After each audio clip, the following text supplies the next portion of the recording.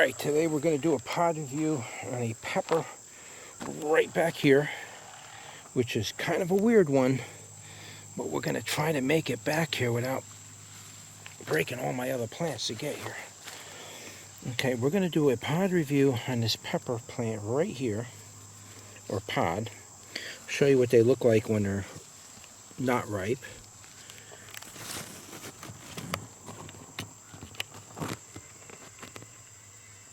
Okay, that's what they look like. That's one of them. Here's one that's pretty well shaped. And these pods could get quite big.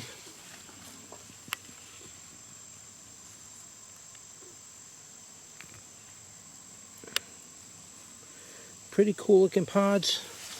And I'm going to give you the backstory on this, but let's pick the pod first and let me get outside of my yard so I can get into the greenhouse where I can get better lighting and stuff. I'm getting bleached out by the sun, but let's pick some of these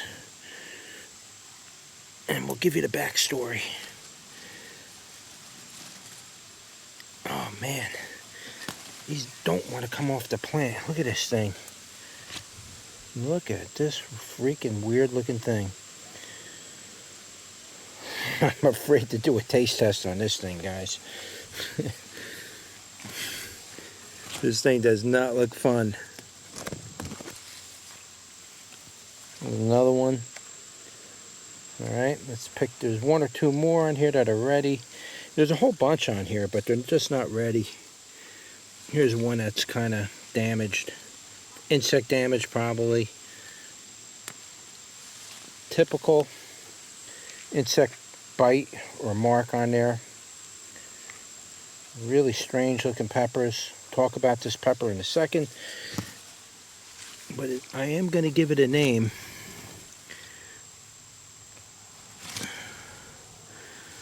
There might be another one here. It's hard to see. So many leaves in the way. The quicker I get these peppers off the plant, the better. But there's a few on here still that ain't quite red yet. I want them to get a little bit more red. They should ripen up within the next... This one's probably alright. I could probably yank this one.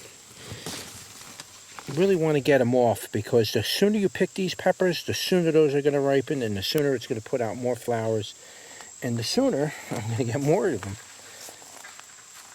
Alright, so I can't get out this way because the plants are all locked in. Alright, let's get you in the greenhouse and we'll talk a little bit about this pepper. And why I'm going to name it the Hellraiser pepper. Okay, so I'll give you a better view here.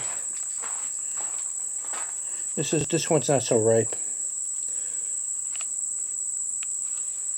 And I'll show you the other ones. Here's another one. This is a monster pod. This has been sitting on that plant for a while. Surprised it didn't get damaged by the insects. It's even got a spider web in there somewhere. Look at this thing. Holy moly, man. Wow, that is freaky. That thing's got some real strange convolutions to it. Here's the other two. They all seem to be doing this. They're all crinkly, and they all got this very pronounced ribbing on it. A little bit slightly warty, but not too warty. Okay. So, this pepper isn't a cross that I made. This came from Mojo peppers originally, but it didn't come from Mojo peppers the way you see it. I had ordered pepper seeds from Mojo peppers, and back in those days, when I was ordering, back in, I don't remember, 2015, 14, somewhere in there, something like that, and I was ordering his peppers.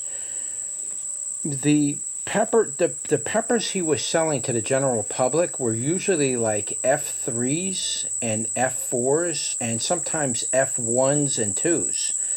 I don't remember what pod this was that he had sold originally, because every year was a new line of peppers with him, because he was selling F2s and F3s and they weren't stable varieties.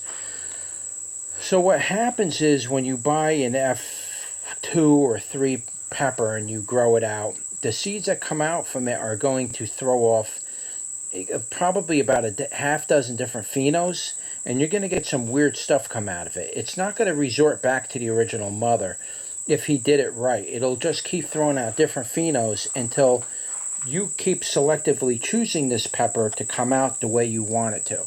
They call that phenotyping. So he's been selling these these F2s and F3s, and this came out of one of his F2 F3 or F2 peppers that I bought from him, and it was nothing like the pepper that I bought. This is something completely different, this particular pepper. And so I don't know what to call it. I can't really call it the same thing that I bought it, because it's definitely not the same pepper that I bought it from what I originally bought. This is something completely different. So I figured I'm going to label this one as the Hellraiser pepper, and I'm going to mark it that way, and I'm going to be phenotyping these peppers from now on. These particular varieties of peppers are going to be separated and saved as Hellraiser. So that's what I'm calling it for now. I mean, I don't know what else to call it. I don't want to just say HR241 Mojo Hybrid Jackie Blackie. I don't know what to call it. So for now, I figured just call it Hellraiser, and I'm going to phenotype this out for a couple of years. And then once this thing stabilizes, we will then make seeds available for you, unless I decide to offer it as an F4 or an F5, which F8s are generally pretty stable. Once you get to an F8, you can offer that as an open pollinated variety and not worried about it losing stability. Though, even though you might get F8s, you're still going to get some different numbers, different shapes are going to come out of it. So you're still going to want to phenotype long after you buy your F8s. You're going to want to phenotype probably into your F20s. And that's what I would recommend. So you really got a stable variety. Plus, when you breed those plants and you grow like 3 or 4 of these varieties, you can do what's known as back crossing, which is just crossing it back to the original version of the plant, and just to stabilize and make sure the stabilization is more steady. I use a fast track method in order to stabilize my plants, and that's a proprietary secret. I'm not exactly going to tell you how I do that, but I do use a fast track method in order to get stabilization. So here it is. One of the craziest looking pods I've seen so far this year.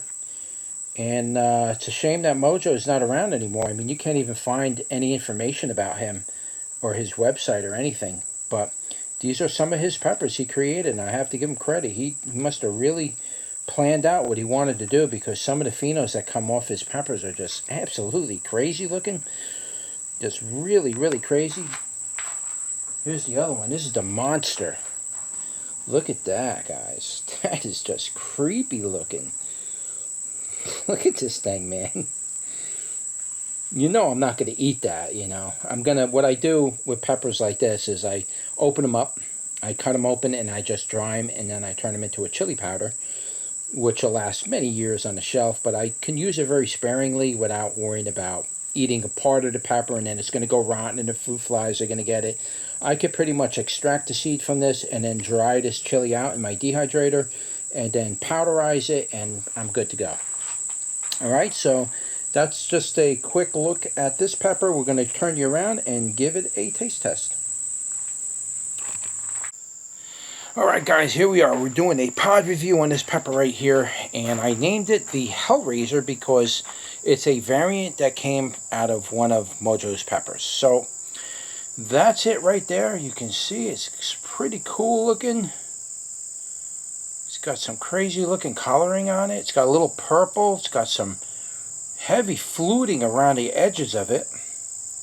The bottom kind of sucks in, kind of got a cup and saucer, but kind of not. And just by the looks of this thing, it's probably really hot. So without any further ado, going in.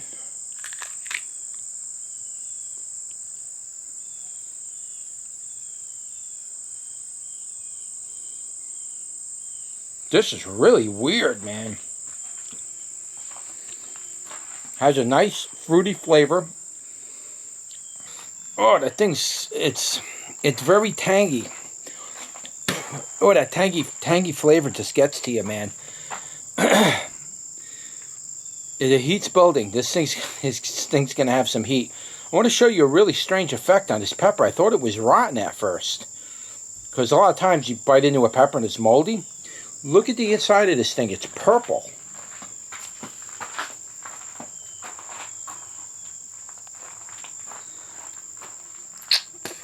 That heat is kicking in, guys. Oh, man. This is the heat of a Bhut minimum right now. Oh, can you guys see that? All the edges and lines on the inside are purple. It's got like stripes on the inside that are purple. This is friggin' weird, man. I thought it was rotten at first. I'll try to get some images. Oh, this thing's hot, guys. This thing's definitely got some heat on it. Whew. It has the flavor of like a typical scorpion flavor. It's kind of fruity, but it's not a fruity like a habanero. Man, this thing's hot, guys. It's so hot, it's almost giving me a toothache. Whew, it's like a pounding in my gums. Oh, this thing's punishing, man. I'm telling you, you got to see that purple in there. I got to get good images of that. That is totally weird. The whole inside of it's like purple. Stripes and stuff. Whew. That is definitely a minimum of the heat of a Bhut. If I was to put a number on this, wow, that pain, it's hurting my tongue. My tongue is actually starting to ache. If I was to put a number on this, I'd say a minimum at 1 million. I mean, I'd say a minimum of 1 million. Wow, I can't even talk, guys. This is really doing a number on me. I am getting like a dragon's breath from this too. Wow, that hurts. I didn't even swallow most of it. I did swallow some of the juice, but it's pounding in the back of the throat. It's like an aching feeling in my tonsils. Whew, this thing is hot, man. Wow. Whew, I don't know what to say, man. I'm almost... it's like an intense heat, guys. Very, very hot. I wouldn't say it's hotter than the Hellfire chili. I don't think there's any chili I've even eaten come close to that, but this is definitely up there. This is definitely the heat of a Bhut, somewhere around 1 million, maybe slightly higher. It's a stinging, striking type of heat. It's burning the whole top of my tongue. It's hitting the tonsils in the back. It's a little bit warm in the neck because I did swallow some of it. And the stinging effect is so striking and continuous. It doesn't let up, this one. My lips are burning from this thing. Whew. This thing's got some heat on it, guys. Wow. It's up there with the other super hots. It's definitely in that range. This ain't a mild pepper in any way. This ain't like a 500 skull. This is 1 million up. I wouldn't say it's probably, I wouldn't go past like 1.2 million. I wouldn't go past that. But it's definitely somewhere around 1 million. The pain on my tongue is making me question that number, though. It's a stinging, continuous, just rough road rash type of burn on my tongue. Oh, I don't know how to describe it, man. It's an intense type of burn. And it was a creeper. It took a little bit for this to come in. That is so weird. That is a purple on the inside striped pepper. I've never seen anything like that. That is really weird. Oh, we'll have to see if the other ones did that too. I'll have to cut those open and then look at them. I didn't have a chance to look at them. I thought it was mold in the beginning.